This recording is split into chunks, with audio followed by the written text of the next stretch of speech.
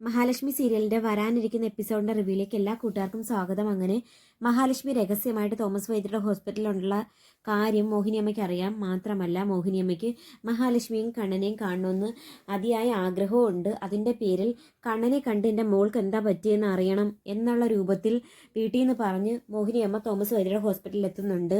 അങ്ങനെ മഹാലക്ഷ്മി കണ്ടതും കെട്ടിപ്പിടിച്ച് പൊട്ടിക്കരയുന്നുണ്ട്. അമ്മയുടെ മോൾക്കൊന്നും പറ്റിയില്ലല്ലോ, പിന്നെ എന്തിനാ ഇങ്ങനെ അമ്മ കരയുന്നതെന്ന് കണ്ണൻ ചോദിക്കുന്ന സമയത്ത് ഇത് സന്തോഷം കൊണ്ടുള്ള കരച്ചിലാണ്, എൻ്റെ മോൾക്ക് ഒരു ആപത്തും പറ്റാതെ ദൈവം കാത്തല്ലോ എന്നുള്ള സന്തോഷം എന്നൊക്കെ പറയുന്നുണ്ട്. അതേസമയം മഹാലക്ഷ്മി പറയുന്നുണ്ട് കണ്ണേട്ടൻ്റെ കാലിൻ്റെ വിരലുകൾ ചലിച്ചു. ഇപ്പോൾ രണ്ട് കാലിൻ്റെ വിരലുകളും ചലിക്കുന്നു. മാത്രമല്ല മുട്ടിന് താഴെ സ്പർശനശേഷിയും തിരിച്ചു കിട്ടി എന്നൊക്കെ പറയുന്നത് കേട്ടിട്ട് മോഹിനിയമ്മയ്ക്ക് ഭയങ്കര സന്തോഷമാകുന്നു. കണ്ണൊക്കെ നിറയുന്നു. കാലിൽ നോക്കുമ്പോൾ വിരലുകൾ ചലിക്കുന്നതായിട്ട് കാണുന്നു. അങ്ങനെ കണ്ണൻ്റെ കാലിൽ തൊട്ട് നോക്കുന്നുണ്ട് മോഹിനിയമ്മ. ഇപ്പോൾ അമ്മയ്ക്ക് എന്നോട് എന്ത് സ്നേഹമാണ്. വിവാഹ സമയത്താണെങ്കിൽ അമ്മയുടെ മുഖത്ത് ഒരു സന്തോഷവും കണ്ടിട്ടില്ല. ഇപ്പോൾ എന്താ ഇത്ര വലിയ മാറ്റമെന്ന് ഞാൻ എപ്പോഴും ആലോചിക്കും. അന്നേരം മോഹിനിയമ്മ പറയുന്നുണ്ട് അന്ന് ഞാൻ അങ്ങനെയൊക്കെ കാണിച്ചതിന് പ്രായശ്ചിത്ത പൂജകൾ ചെയ്തുകൊണ്ടിരിക്കുകയാണ്. അതിനെ ഓർത്ത് ഇപ്പോഴും ഞാൻ വിഷമിക്കുന്നുണ്ട്. അമ്മയ്ക്ക് എന്താ ഇത്ര വലിയ മാറ്റമെന്നാണ് ഞാൻ ആലോചിക്കുന്നതെന്ന് കണ്ണൻ വീണ്ടും പറയുമ്പോൾ മോഹിനിയമ്മ പറയുന്നുണ്ട് കണ്ണമ്മോൻ തന്നെയാണ് എൻ്റെ മോൾക്ക് അനുയോജ്യനായ ഭർത്താവെന്ന കാര്യം എനിക്ക് മനസ്സിലായി.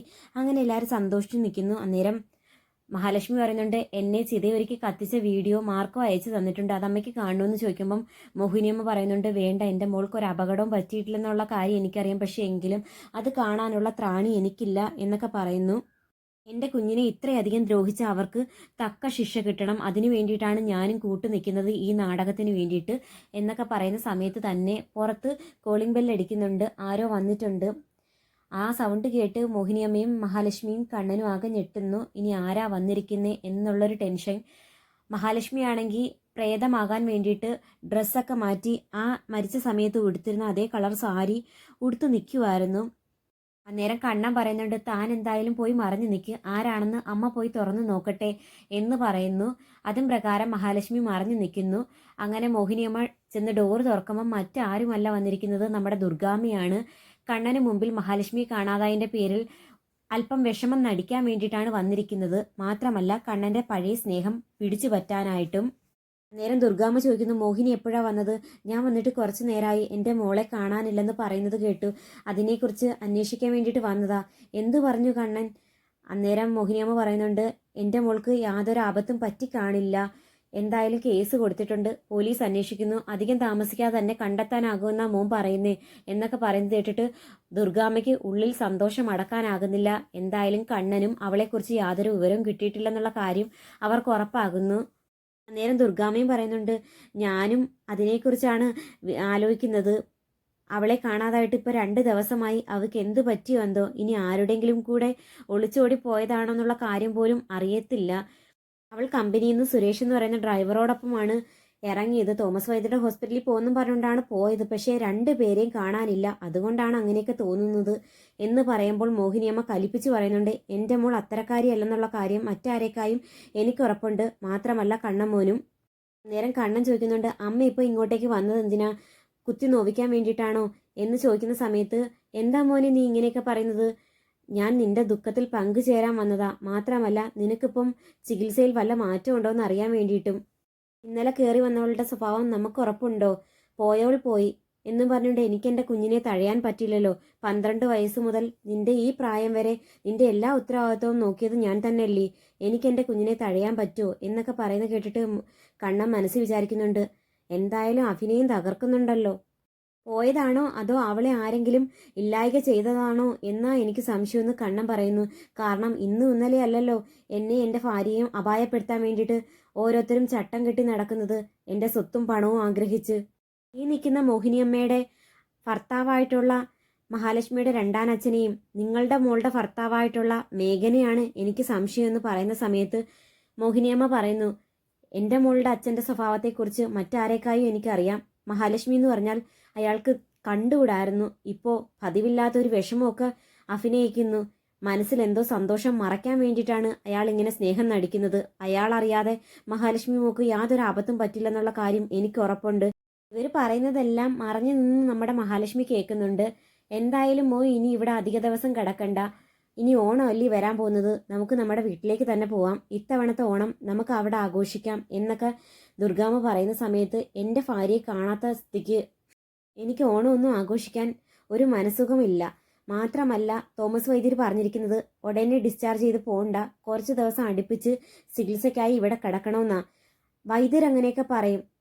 ഹോസ്പിറ്റലിൽ നിന്നാൽ തന്നെ നിന്റെ കാര്യങ്ങൾ നോക്കാൻ ഇനി ആരുണ്ട്? അതുകൊണ്ടാണ് അമ്മ പറയുന്നത്, നമുക്ക് വേണമെന്നുണ്ടെങ്കിൽ മെഡിസിനൊക്കെ വീട്ടിൽ മേടിച്ചുകൊണ്ട് പോയി അവിടെ വെച്ച് കഴിച്ചാൽ പോരെ എന്നൊക്കെ പറയുമ്പോൾ കണ്ണൻ ഒന്ന് കുത്തി ചോദിക്കുന്നുണ്ട്. അന്നത്തെ പോലെ മരുന്നിൽ മായം കലർത്താൻ വേണ്ടിയിട്ടാണോ അങ്ങനെ പറയുന്നേ? എന്താ മോനെ നീ ഇങ്ങനെയൊക്കെ പറയുന്നേ? അന്നൊരബദ്ധം പറ്റിയെന്നല്ലാതെ അറിഞ്ഞുകൊണ്ടാണോ അങ്ങനെ ചെയ്തേ എന്നൊക്കെ ചോദിക്കുന്നു.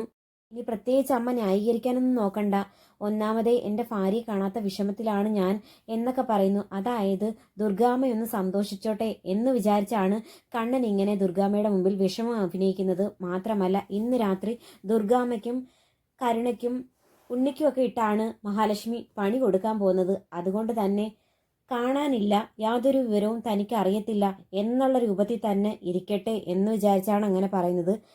അങ്ങനെ നമ്മുടെ കണ്ണന് മഹാലക്ഷ്മിയെക്കുറിച്ച് യാതൊരു വിവരവും കിട്ടിയിട്ടില്ലെന്ന് ബോധ്യമാകുന്ന ദുർഗാമ്മ കുറച്ച് നേരം കൂടി നിന്ന് സംസാരിച്ചതിന് ശേഷം അങ്ങ് പോകുന്നു.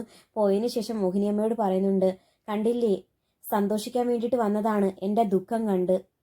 ഇന്ന് അവരുടെ വീട്ടിൽ കരുണയും പ്രതാപനും ഉണ്ണിയും മേഘനും സീമന്തിനിയമ്മയും വാമദേവനും എല്ലാവരും ചേർന്ന് ആഘോഷിക്കുന്നെന്നാണ് പറയുന്നത് കേട്ടത്. മഹാലക്ഷ്മി മരിച്ചതിൻ്റെ പേരിലുള്ള ആഘോഷം.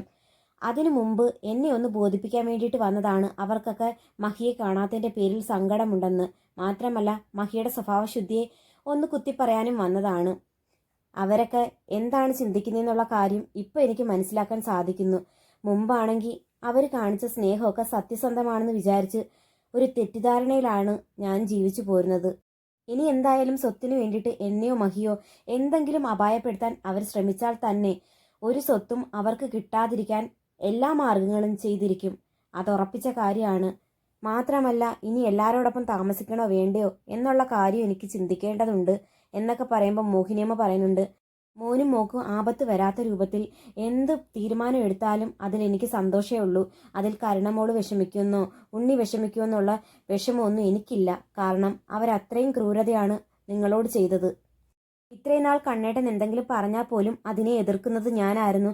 അവരെ വിഷമിപ്പിക്കണ്ട, അവരെ ജോലിയിൽ നിന്ന് പുറത്താക്കണ്ട എന്നൊക്കെ രൂപത്തിൽ. പക്ഷേ ഇനി ഞാനും ഒരു വിട്ടുവീഴ്ചയ്ക്കും ഇല്ല.